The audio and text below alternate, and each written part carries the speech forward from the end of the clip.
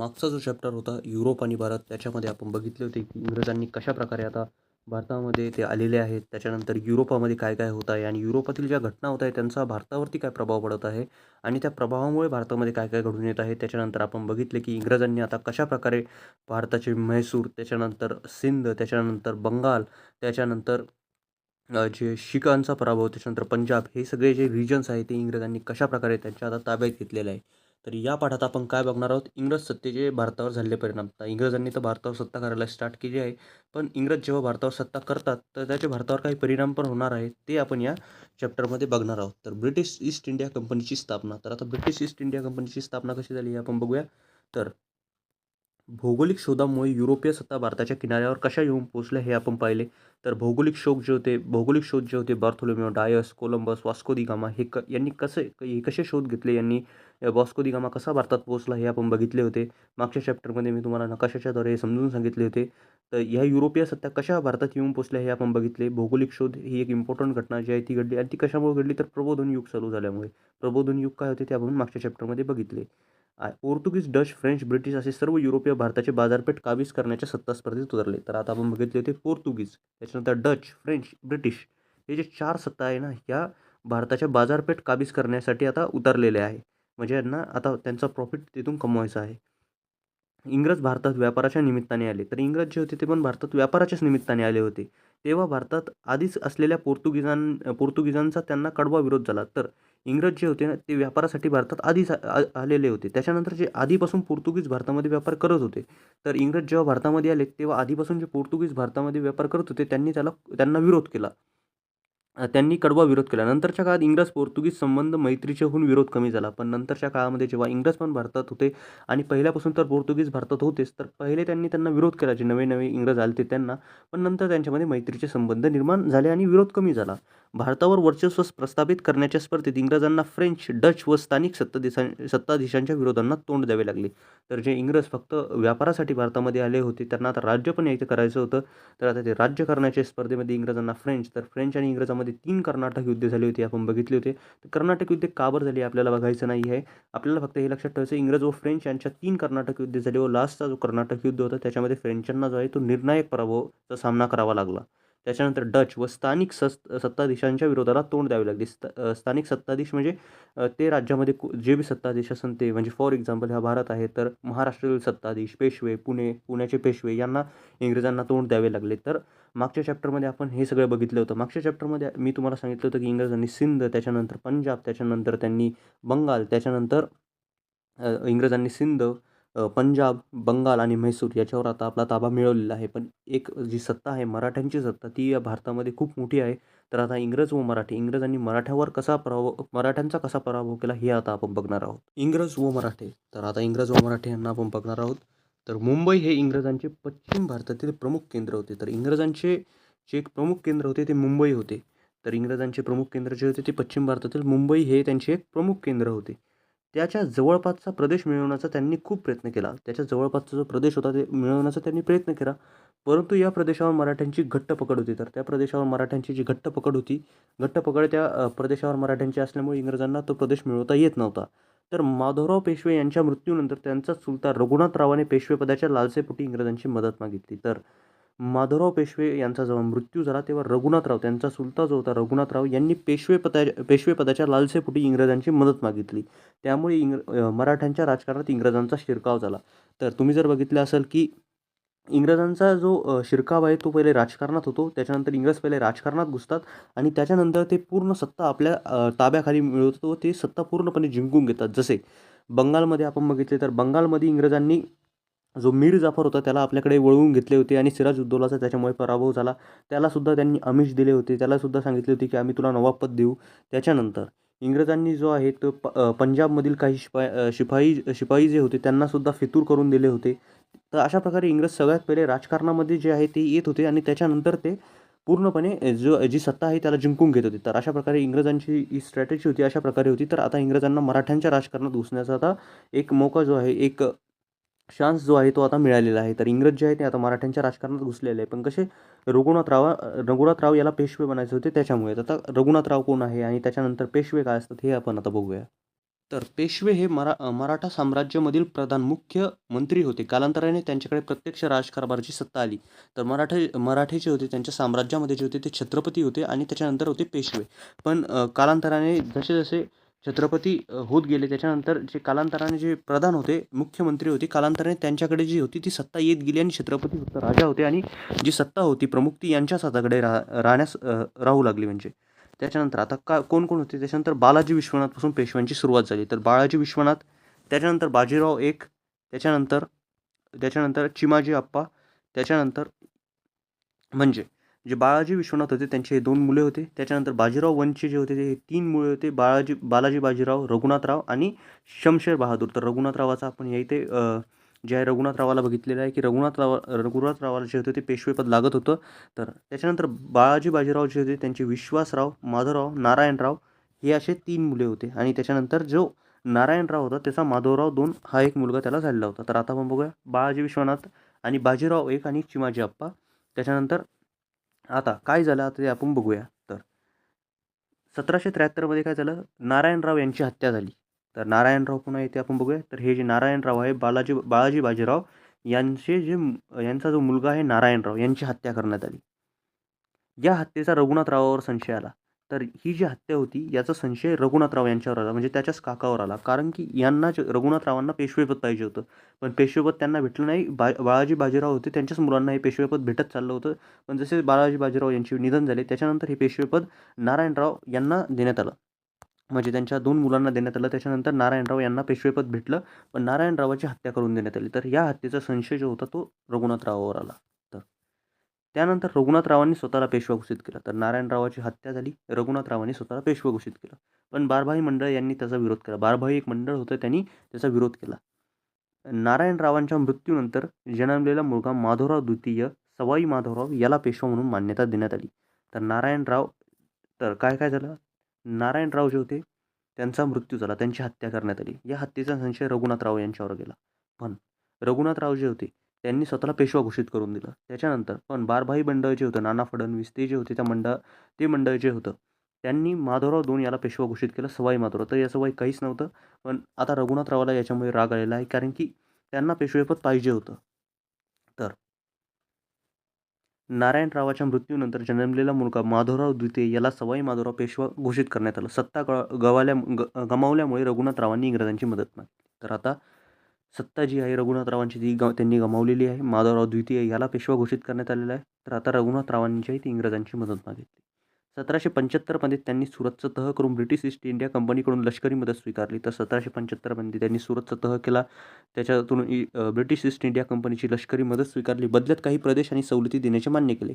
यामुळे पहिले इंग्रज मराठा युद्ध सुरू झाले. तर आता यामुळे जे आहे ते पहिले इंग्रज आणि मराठा युद्ध सुरू झाले. रघुनाथरावामुळे त्यांना जी आहे ती पेशवेपदाची लालसा होती. त्यांना सत्ता पाहिजे होती.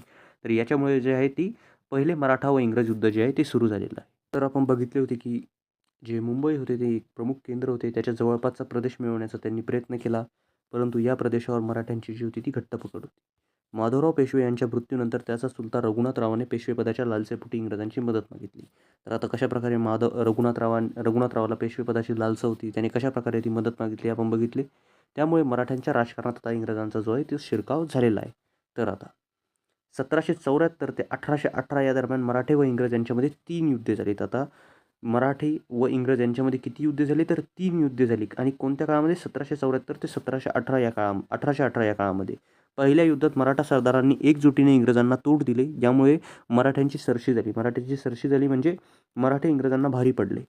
1782 साली सालबाईचा तह होऊन पहिले मराठा इंग्रज युद्ध संपले. तर या इथं पहिलं मराठा इंग्रज युद्ध ते संपलं होतं. त्यांनी ते युद्ध का बरं चालू होतं हे आपण बघितलं रघुनाथरावामुळे आणि सालबाईचा जो तह आहे तह झाला म्हणजे सीजफायर झाला आणि त्याच्यानंतर हे जे युद्ध आहे ते पूर्णपणे संपण्यात आलं. तर आता आपण काय बघणार आहोत तर तैनाती फौज 1798 मध्ये लॉर्ड वेल्सली गव्हर्नर जनरल म्हणून भारतात आला. तर लॉर्ड वेल्सली जो होता तो गव्हर्नर जनरल म्हणून जो आहे भारतात आलेला होता.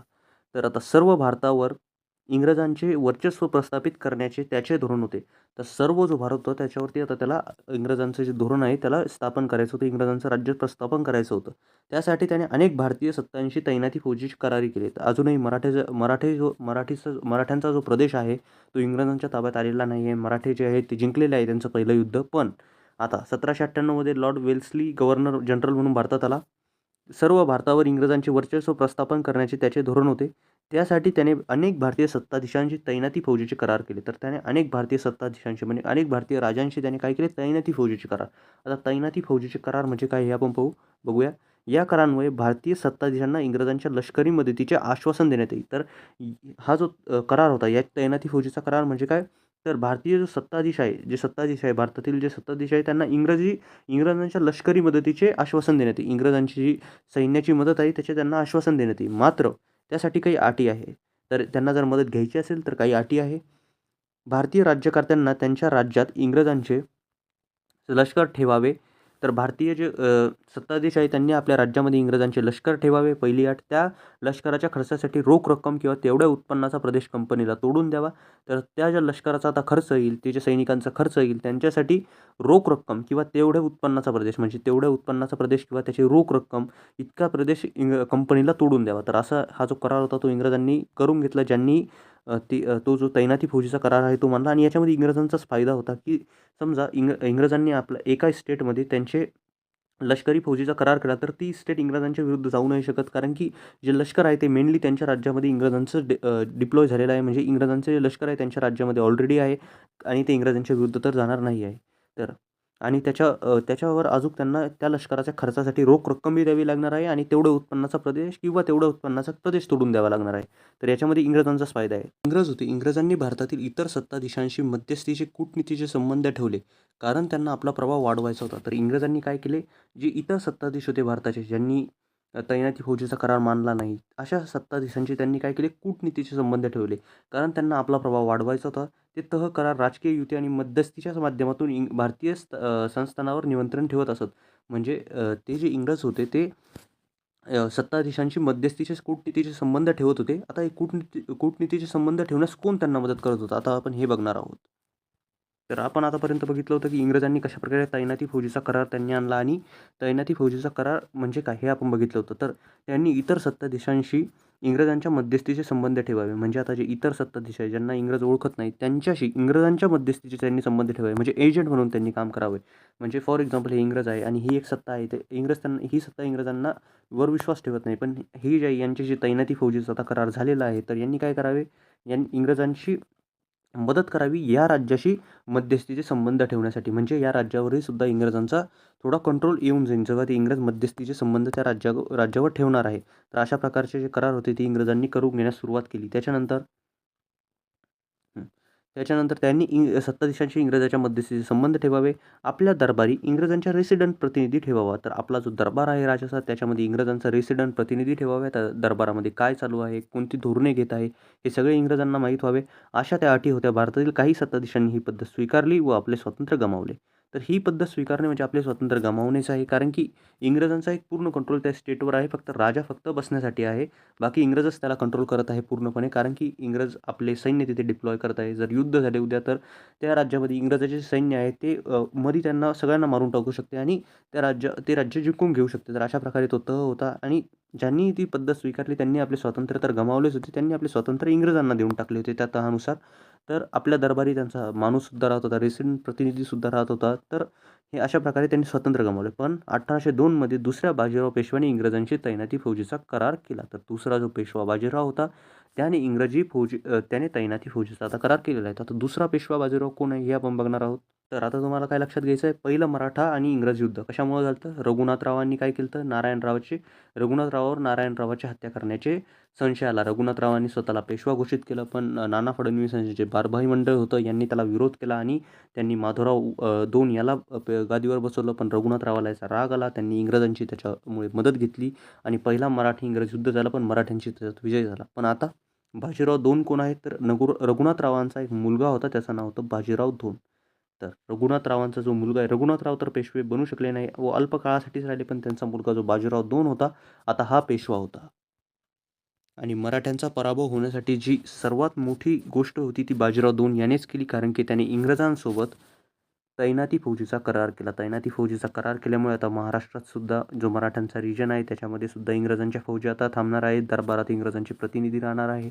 हा करार वसईचा तह म्हणून प्रसिद्ध आहे. तर हा जो करार आहे तो वसईचा तह म्हणून याला सुद्धा ओळखतात.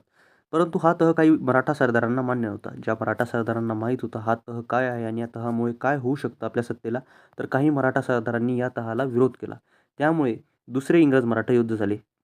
त्यातील विजयानंतर इंग्रजांचा मराठी साम्राज्यातील हस्तक्षेप वाढू लागला. पण जे दुसरं मराठा-इंग्रज युद्ध झालं, तर बाजीराव दोनने तर हा तह करून टाकला. पण काही सरदार होते त्यांना हे मान्य नव्हतं. त्यांना माहीत होतं की इंग्रज कशाप्रकारे आपल्यावर राज्य करू शकतात. या तहानंतर त्यांनी जे आजूबाजूचे राज्य होते त्यांना बघितले होते की हा तह करून कशाप्रकारे राज्य फसवत आहे. पण त्यांनी याला विरोध केला. पण ज्या बी सरदारांनी त्यांना विरोध केला त्यांनी इंग्रजाविरुद्ध युद्ध पुकारलं आणि दुसरं इंग्रज-मराठा युद्ध झालं आणि त्यामध्ये इंग्रजांचा जो आहे तो विजय झाला. आणि इंग्रजांचा विजय झाल्यामुळे आता इंग्रजांचा हस्तक्षेप तैनाती फौजीमुळे तर वाढलाच, पण तसाही इंग्रजांचा हस्तक्षेप आता मराठी साम्राज्यात होऊ लागला.